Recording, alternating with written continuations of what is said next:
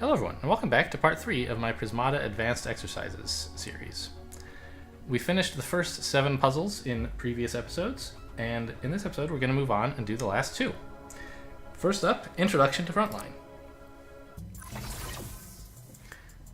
Units with Frontline, like Shredder, can be destroyed without breaching your opponent's defenses. Yep, so you can click to target these units. So they're giving me just Hellhounds and Orite Cores. Interesting. So here we're clearly clicking Orite Core because the Hellhound doesn't do anything. Right? The opponent can absorb on the energy matrix. And what are we going to build this turn? Clearly a Hellhound. It's the only thing we're allowed to build. We're wasting resources, which is the thing they just told us not to do, but here we have no choice.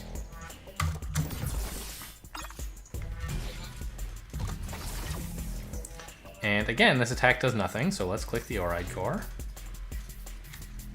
and build 2 more Hellhounds. This is enough that we'll be able to kill a Shredder next turn. Should we kill a Shredder? Well, sometimes it could be right, you could imagine. To like, let's say the opponent just had Energy Matrix and 1 Shield Module. Well, actually this turn I guess it's clearly right to... So our 4 attack would do nothing if we didn't attack a Shredder, right? We could click the Orite Core, we'd get more money, but we don't actually get to kill anything this way. It's way better to kill a Shredder than it is to get $2. So we'll kill a Shredder, and we can build 2 more Hellhounds.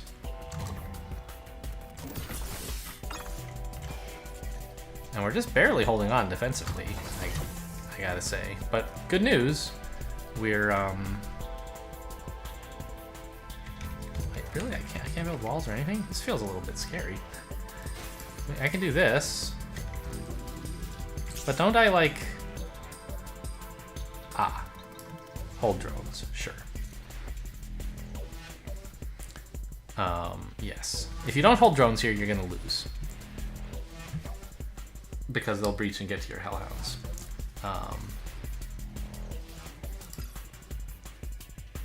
It would be quite a bit harder, I think, if they gave you like $1 extra for this turn, somehow. If they arranged things so that you had $1 more but had bought all the same things previously. Maybe they couldn't do that. Yeah, because then you'd be able to build another Hellhound on turn 1, which is no good. Anyway,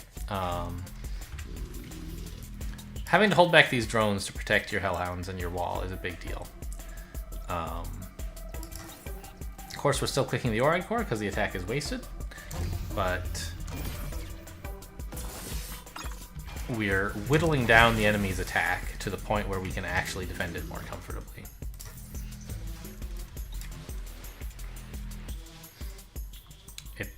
It's not very comfortable. We're defending with a lot of drones, but I think we should be okay. I can't really see any other way to have done this puzzle. So this way must be right, is my opinion. Yeah, and now we get to kill the last Shredder. And we can defend forever with just building a Hellhound, right? The Tarsiers will kill an Engineer, and the Engineer our Hellhound builds will replace it. As long as we can continue building Hellhounds. Which we might as well click the Orite Core, right? So our attack is doing something. It's killing a shield module, right? And so you shouldn't click Orite Core. But if you don't click the Orite Core, you can't build another Hellhound anymore, right? And the Hellhound is really, really important because it's an Engineer, right? I'm basically paying $5 for an Engineer here. I don't care about this extra Hellhound at all. I just care about the fact that it builds an Engineer. Because this is the only way we can keep our defenses for long enough to chew through all his stuff without letting him get to our Hellhounds. Oh, we're actually going to run out of Hellhound supply. It's kind of funny. I guess there must be just enough Hellhounds in the supply to make this work, huh? Yeah, now we reach and kill everything. Great.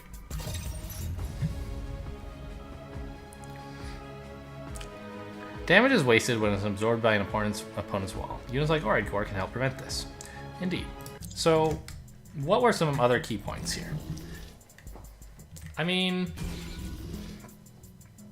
I gotta say, most of this exercise feels pretty automatic. You build Hellhounds when you can afford it. You click the Oride Core when your attack is wasted. You kill Shredders when you can, because it denies the opponent a bunch of Absorb.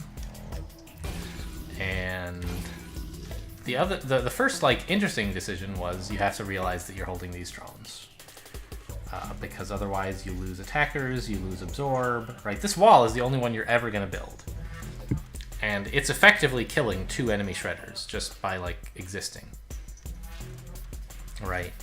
They get to kill 2 less of your stuff every turn because wall absorbs 2. So you really can't afford to ever lose it. So holding back these drones to make that happen is well worth it. And again, on this turn, the Oride Core is... Now that I've clicked something, I won't be able to go to the next turn, will I? No. The attack is wasted, so we click the Oride Core. Fine. I guess we have to go through the exercise again for me to get to the next interesting decision point. Again, attack is wasted. Again, we hold drones. So this is an example, by the way, of... well, no. I was going to say it's an example of... I guess, sure. It's important to realize how much your opponent will really attack for. And there's a number of ways you could do that, right? Now it's the beginning of our turn. We harvest our drones, and we see, oh dear, the opponent's attacking for 6.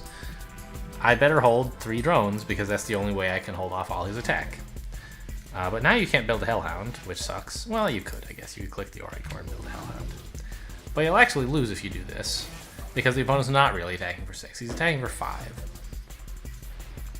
So if your opponent has frontline units, or if you are breaching your opponent, it's often helpful to kill their stuff before you plan your defense, so that you can easily see how much they're really attacking for.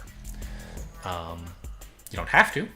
And indeed, in real games, that does happen sometimes, but also in real games, you're not breaching your opponent, but you know they're going to lose some attack because they're defending with attackers. And so it's useful to be able to count how much attack they're using. And that's a skill that definitely takes some practice, but it helps when you're deciding how much... It helps you prevent over-defending. If you can reliably predict, I guess is a fair word, reliably predict how much attack your opponent will have. But again, when you're breaching or they have frontline units, you don't have to do that, because you can kill the unit yourself and let the game tell you. Okay, we build this last thing, and this was the next decision point in the game, is realizing that you can't just sit back and do nothing this turn. Because your opponent is going to keep killing an engineer every turn, and you only have 1, and you can't build more, so you need to build Hellhounds, and the only way to do that is to click Oride Core, even though the attack isn't being wasted. Right? The 1 health for you is worth a lot more than 1 health for him. And that's what Oride Core sort of lets you do, is build 1 health for yourself. Okay, great. So now we've covered the 2 interesting decision points of this game. Let's move on to the final game. Streamlining your builds. Plan ahead. Try to produce enough blue and red to buy what you need without wasting any. So this isn't the one where it tells you exactly what to build every turn. That must have been an intermediate exercise or something. Okay. So this is a standard Prismata opening against Adept Bot. I predict we're getting... what exactly? Flame Animus into Oride Core and then Hannibal's seems pretty okay. Drakes are probably not great. I don't really want double blue. Yeah, I think Flame Animus Hannibal is like a pretty powerful rush. Alright, so we'll just build 2 drones. And then this. And also the Oride Core sort of helps support the rush by giving you something to do with the 1 attack from the Flame Animus. And also giving you something to do with your spare blue on the turn in between the Flame Animus and the Hannibal. So the sort of standard player one thing to do when you want a Flame Animus is it's often right to cut a drone turn 3 to get out this Flame Animus quickly. Because it's going to produce tech, which you want, and it's slow. So it really is pretty... Oh, I guess we already cut a drone last turn to build the Blast Forge. We did it because we wanted the Flame Animus this turn. I'll just build this Oride Core, a couple more drones. Next turn we'll have 18, which is a Hannibal plus float a bunch. That doesn't feel right. What if I did like this? 15, that's Hannibal plus wall, which actually like doesn't seem totally crazy.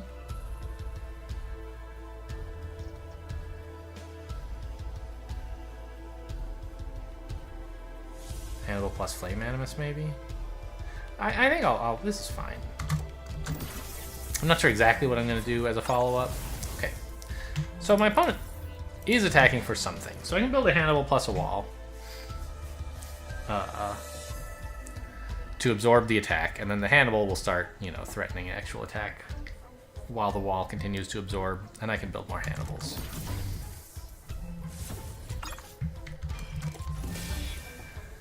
Now I could click this. Yeah, I should, in fact. Well, yeah, I guess. The Oride, like, would I rather kill one of his engineers or gain some money myself? I guess we'll figure that out in a minute.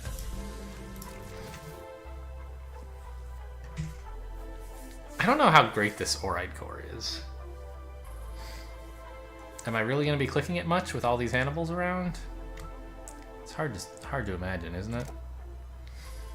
Maybe this wall should have been in Flame Animus. Oh, I forgot. I was just playing around with whether to attack with my Hannibal, and I forgot to actually do it. Okay. There we go. Now he loses the engineer.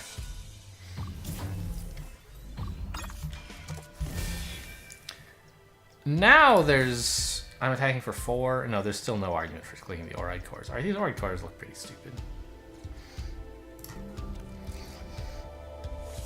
I'm holding back the Hannibal as a defender. It's still dealing 1 damage, but it's blocking all my opponent's attack. And these Oride Cores look really dumb.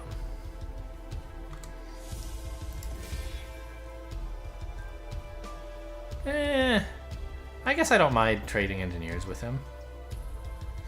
Clicking the Hannibal kills his engineer and also mine. That seems fine. I'm gonna stop building these stupid Oride Cores. One of them was good to go with the Flame Animus, but now we're actually like killing so much of his stuff that... Alright, I'll hold one back. We still can't really exploit him in any way by clicking Oride Cores. Actually, 4 is an amount he doesn't really want to defend for. Right? He either loses Wall NG Drone, which is bad for granularity and economy, or he loses Wall, right? Which is not absorbing for maximum. So here, clicking those 2 Oride Cores seems fine. And I'll just build a Steel Splitter. Okay, cool. So we made him lose the drone and the engineer, which he didn't really want to do. Ooh, Drake. So he's... that's cool. Well done there, I guess. Again, 7 is an awkward number. He has to lose the drone, engineer, and a wall to defend for that, so I think that's fine. And now I can switch to Drakes and use a Perforator to tech back out of red. I like that a lot. He'll probably kill my Hannibal, of course. But having built Really? Really? This seems like an awful play. He should absolutely trade his Blast Forge for my Hannibal. Alright. Well, that's fine with me, I guess.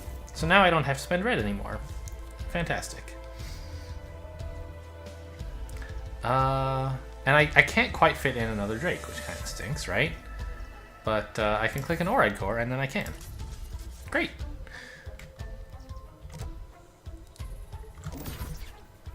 You know, clicking the Oride Core was not so amazing in terms of exploiting him,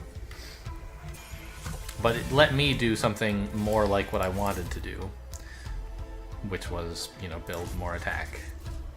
This doesn't breach, so let's not. I'll just build some Steel Splitters instead of the Drake. I don't plan to have a third Blast Forge anytime soon, and maybe being able to defend with these will be nice. He's clearly losing, so it doesn't matter much anymore. Let's just kill the Drake so I don't have to worry about any pressure anymore. Sure. And,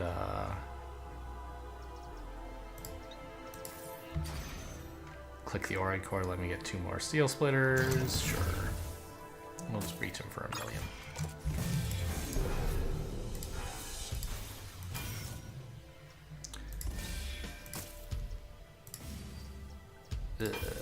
Okay, and more Steel Splitters. Sure, why not?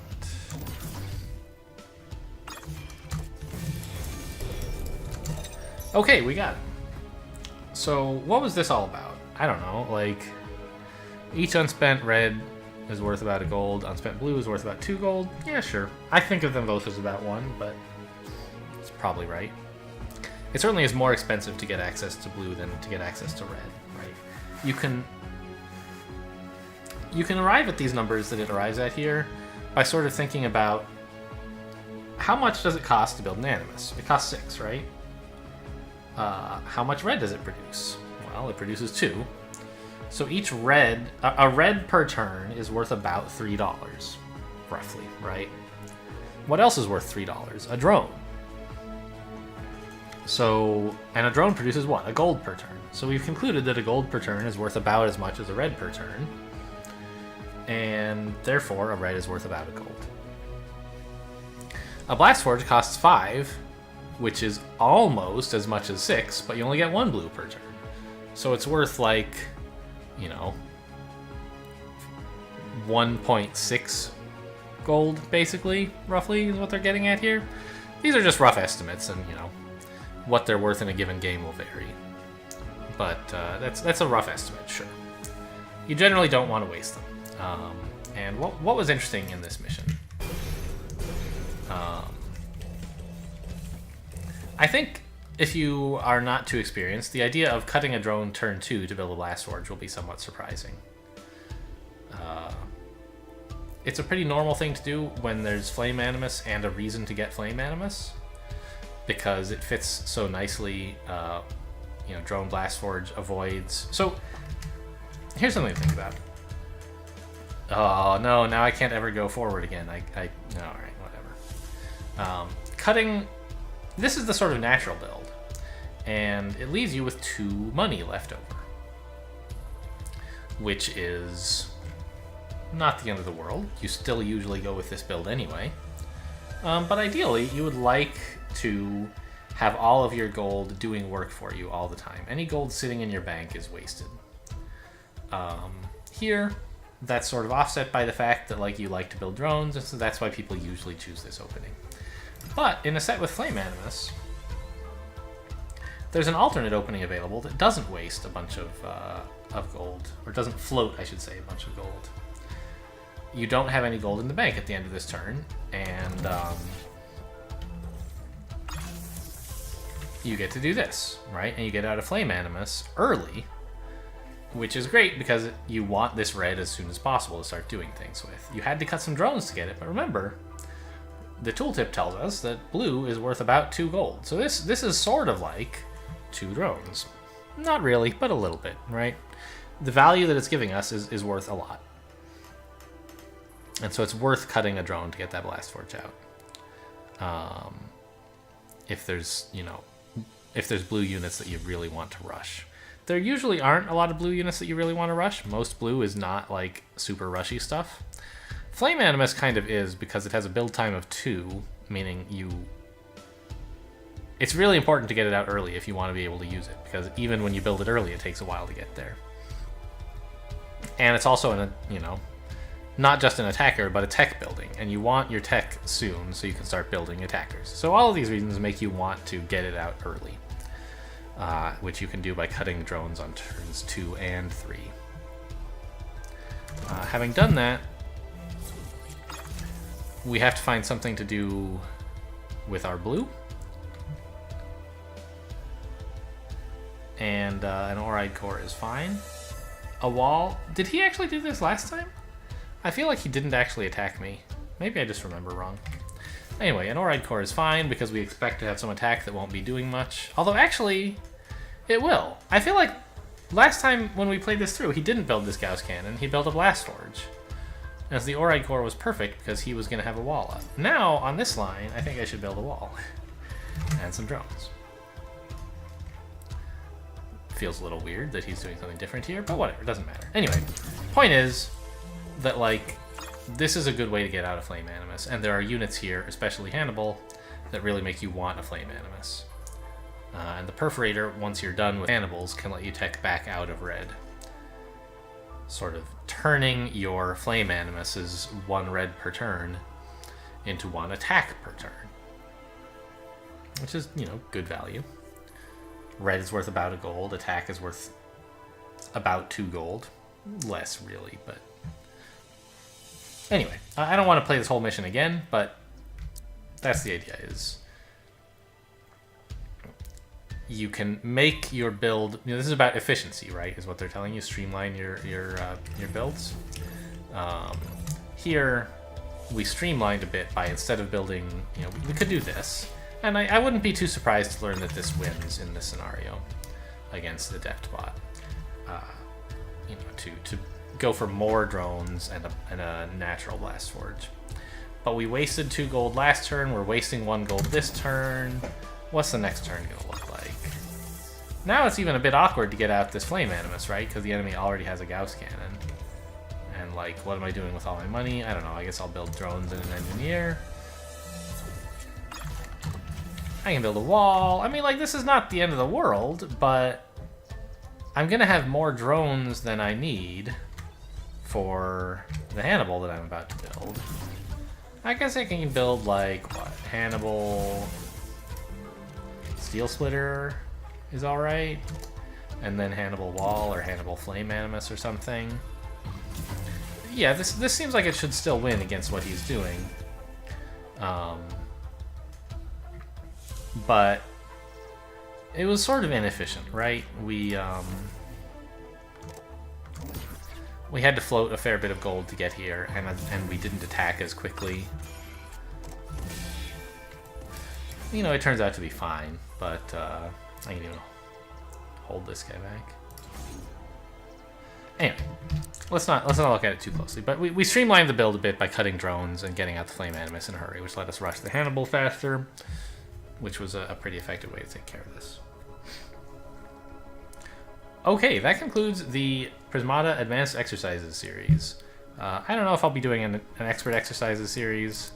As you can see, I haven't actually solved all of these here. These Expert Bot challenges are not too hard, I think. Although I did, like, they're base plus 11 or something, which is a bit rough. Advanced Defense 2 is quite a hard puzzle.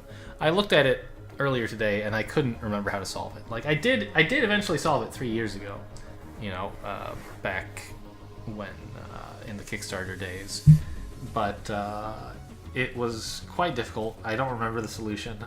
I tried a few things that look sort of obvious, and none of them work.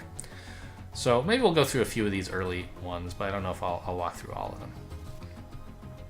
Anyway, that's a topic for another video, whether we have the expert scenarios or not. If I do decide to release them, I'll put a link in the description below. So look down there to see if I ever did get around to it.